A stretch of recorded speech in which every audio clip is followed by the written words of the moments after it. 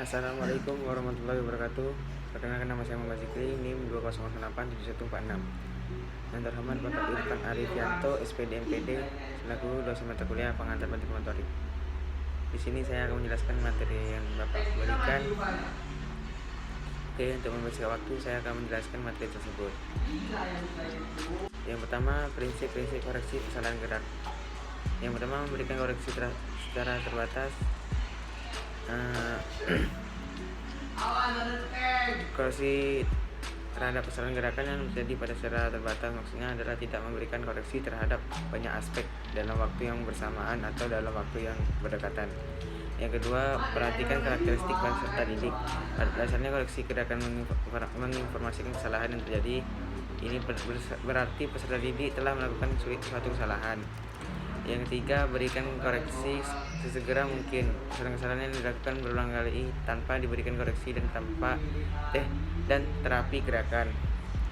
Yang keempat, munculnya kesalahan baru merupakan sesuatu yang biasa terjadi di dalam belajar keterampilan motorik.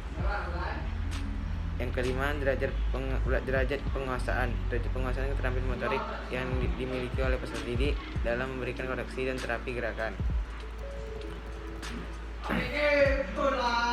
Yang kedua, proses terjadinya kesalahan gerak. Gerak-gerak yang dilakukan manusia, baik sebagai tujuan media proses maupun sebagai perilaku, merupakan suatu fenomena yang unik dan kompleks.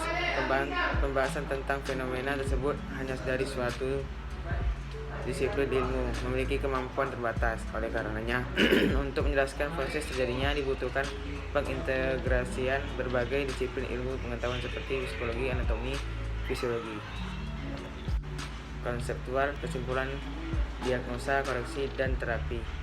Diagnosa kesalahan dapat diartikan sebagai suatu penyimpangan yang negatif yang terjadi terhadap norma-norma atau ketentuan yang telah ditetapkan sebelumnya.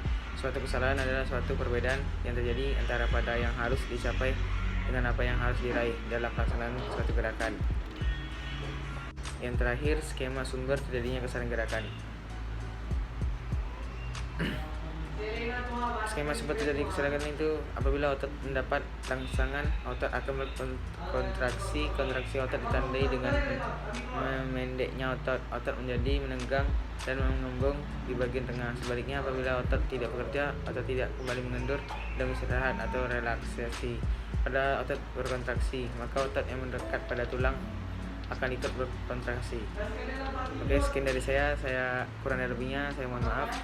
Saya akhiri dengan wassalamualaikum warahmatullahi wabarakatuh.